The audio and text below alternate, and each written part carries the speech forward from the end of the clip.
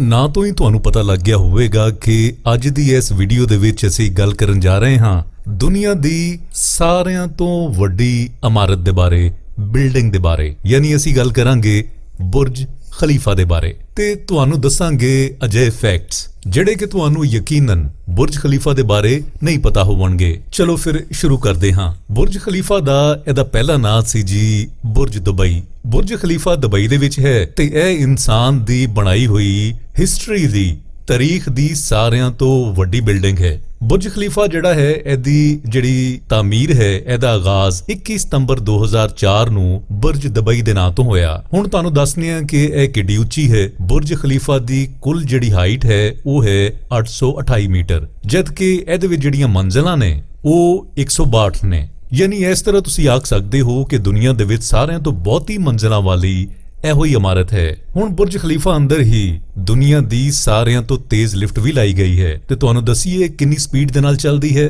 ਇਹ ਚੱਲਦੀ ਹੈ 18 ਮੀਟਰ ਫੀ ਸਕਿੰਟ, ਯਾਨੀ ਤੁਸੀਂ ਆਖ ਸਕਦੇ ਹੋ 65 ਕਿਲੋਮੀਟਰ ਫੀ ਘੰਟਾ ਦੀ ਰਫ਼ਤਾਰ ਦੇ ਨਾਲ ਇਹ ਚੱਲਦੀ ਹੈ। ਜੇ ਅਸੀਂ ਬੁਰਜ ਖਲੀਫਾ ਦੀ ਬਿਲਡਿੰਗ ਦੇ ਪੂਰੇ ਮਨਸੂਬੇ ਦਾ ਜਾਇਜ਼ਾ ਲਈਏ ਤੇ ਇਹਦੇ ਵਿੱਚ 30,000 ਮਕਾਨ, 9 ਹੋਟਲ, 6 ਏਕੜ ਦੇ ਉੱਤੇ ਬਾਗ ਬਣੇ ਨੇ, 19 ਰਹਾਇਸ਼ੀ ਟਾਵਰ ਨੇ ਤੇ ਬੁਰਜ ਖਲੀਫਾ ਝੀਲ ਵੀ ਇਹਦੇ ਵਿੱਚ ਸ਼ਾਮਲ ਹੈ। ਹੁਣ ਲਾਜ਼ਮੀ ਗੱਲ ਹੈ ਕਿ ਇਹਦੇ ਉੱਤੇ ਪੈਸਾ ਵੀ ਬੜਾ ਲੱਗਿਆ ਹੋਵੇਗਾ। ਹਾਂਜੀ, ਇਹਦੇ ਬਣਾਉਣ ਦੇ ਉੱਤੇ 8 ਅਰਬ ਡਾਲਰ ਲੱਗੇ ਸੀ। ਹੁਣ ਜਦੋਂ ਇਹ ਪ੍ਰੋਜੈਕਟ ਪੂਰਾ ਹੋਇਆ ਤੇ ਇਹ ਜਿਹੜਾ ਟਾਵਰ ਸੀ ਇਹ 20 ਮਿਲੀਅਨ ਮੁਰੱਬਾ ਮੀਟਰ ਦੇ ਰਕਬੇ ਦੇ ਉੱਤੇ ਫੈਲ ਗਿਆ। ਹੁਣ ਇਹਦੇ ਵਿੱਚ ਇੱਕ ਹੋਰ ਇੰਟਰਸਟਿੰਗ ਗੱਲ ਕਿ ਬੁਰਜ ਖਲੀਫਾ ਟਾਵਰ ਦੇ ਵਿੱਚ ਦੁਨੀਆ ਦੀ ਸਾਰਿਆਂ ਤੋਂ ਉੱਚੀ ਮਸਜਿਦ ਵੀ ਹੈਗੀ ਹੈ ਜੋ ਕਿ 158 ਫਲੋਰ ਦੇ ਉੱਤੇ ਮੌਜੂਦ ਹੈ। ਇਸ ਤੋਂ ਪਹਿਲਾਂ ਦੁਨੀਆ ਦੀ ਜਿਹੜੀ ਸਾਰਿਆਂ ਤੋਂ ਉੱਚੀ ਮਸਜਿਦ ਸੀ, ਜਿਹੜੀ ਯਾਨੀ ਹਾਈਟ ਦੇ ਉੱਤੇ ਮਸਜਿਦ ਸੀ, ਉਹ ਰਿਆਜ਼ ਦੇ ਵਿੱਚ ਯਾਨੀ ਸਾਊਦੀ ਅਰਬ ਦੇ ਬੁਰਜ ਅਲ ਮੱਕਾ ਦੇ ਵਿੱਚ ਹੈਗੀ ਸੀ।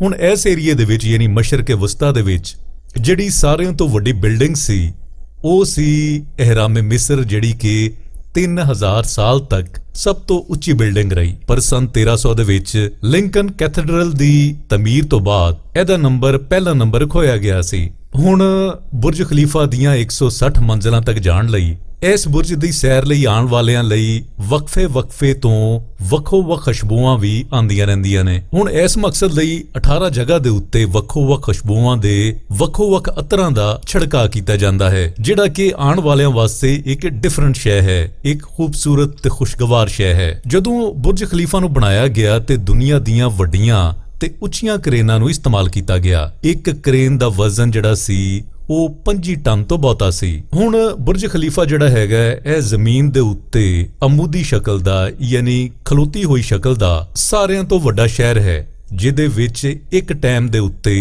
10,000 ਅਫਰਾਦ ਮੌਜੂਦ ਹੁੰਦੇ ਨੇ। ਇਸ ਤੋਂ ਅੱਡ ਬੁਰਜ ਦੇ ਵਿੱਚ ਦੁਨੀਆ ਦੀਆਂ ਤੁਹਾਨੂੰ ਜਿਸ ਤਰ੍ਹਾਂ ਅਸੀਂ ਦੱਸ ਚੁੱਕੇ ਹਾਂ ਕਿ ਲਿਫਟਾਂ ਲੱਗੀਆਂ ਹੋਈਆਂ ਹੈ, ਜਿਹੜੀਆਂ ਕਿ ਇੱਥੇ ਜਿਹੜੇ ਲੋਕੀ ਰਹਿੰਦੇ ਨੇ ਤੇ ਜਿਹੜੇ ਸੈਰ ਕਰਨ ਵਾਸਤੇ ਆਉਂਦੇ ਨੇ ਉਹਨਾਂ ਨੂੰ 10 ਮੀਟਰ ਫੀ ਸਕਿੰਟ ਦੀ ਰਫ਼ਤਾਰ ਦੇ ਨਾਲ ਉੱਤੇ ਜਾਂ ਥੱਲੇ ਲੈ ਕੇ ਜਾਂਦੀਆਂ ਨੇ। ਹੁਣ ਇੱਕ ਹੋਰ ਸ਼ਹਿਰ ਜਿਹਦੇ ਬਾਰੇ ਦੇ ਵਿੱਚ ਬਹੁਤ ਘੱਟ ਲੋਕਾਂ ਨੂੰ ਪਤਾ ਹੈ ਤੇ ਉਹ ਹੈ ਕਿ ਇਹਦੀ 123ਵੀਂ ਮੰਜ਼ਿਲ ਦੇ ਉੱਤੇ ਇੱਕ ਲਾਇਬ੍ਰੇਰੀ ਵੀ ਬਣੀ ਹੋਈ ਹੈ। ਇਸ ਤੋਂ ਅੱਡ ਬੁਰਜ ਖਲੀਫਾ ਜਿਹੜਾ ਹੈ ਇਹਦੇ ਟੌਪ ਦੇ ਉੱਤੇ ਹਵਾਈ ਜਹਾਜ਼ਾਂ ਤੇ ਹੈਲੀਕਾਪਟਰਾਂ ਲਈ ਇੱਕ ਲਾਈਟ ਲਾਈ ਗਈ ਹੈ, ਜਿਹੜੀ ਕਿ 1 ਮਿੰਟ ਦੇ ਵਿੱਚ 40 ਮਰਤਬਾ ਜਗਦੀ ਤੇ ਬੁਝਦੀ ਹੈ। ਤੇ ਬੁਰਜ ਖਲੀਫਾ ਦੀ ਜੇ ਤੁਸੀਂ ਪਹਿਲੀ ਮੰਜ਼ਿਲ ਦੇ ਉੱਤੇ ਹੋ ਤੇ ਉਸ ਤੋਂ ਬਾਅਦ ਤੁਸੀਂ ਆਖਰੀ ਮੰਜ਼ਿਲ ਦੇ ਉੱਤੇ ਜਾਂਦੇ ਹੋ ਤੇ 7 ਸੈਂਟੀਗ੍ਰੇਡ ਦਾ ਫਰਕ ਪੈ ਜਾਂਦਾ ਹੈ। ਯਾਨੀ ਜਿਹੜਾ ਟੈਂਪਰੇਚਰ ਤੁਹਾਨੂੰ ਪਹਿਲੀ ਮੰਜ਼ਿਲ ਤੇ ਲੱਭੇਗਾ ਆਖਰੀ ਮੰਜ਼ਿਲ ਤੇ ਜਾਣ ਤੇ ਇਹ 7 ਸੈਂਟੀਗ੍ਰੇਡ ਘੱਟ ਹੋ ਜਾਵੇਗਾ। ਹੁਣ ਇਸ ਟਾਵਰ ਦੀ ਜਦੋਂ ਤਾਮੀਰ ਹੋਈ ਇਹਦੇ ਵਿੱਚ ਜਿਹੜਾ ਐਲੂਮੀਨੀਅਮ ਇਸਤੇਮਾਲ ਕੀਤਾ ਗਿਆ, ਇਹਦਾ ਵਜ਼ਨ ਦੁਨੀਆ ਦੇ ਸਭ ਤੋਂ ਵੱਡੇ ਜਿਹੜੇ ਜਹਾਜ਼ ਨੇ ਯਾਨੀ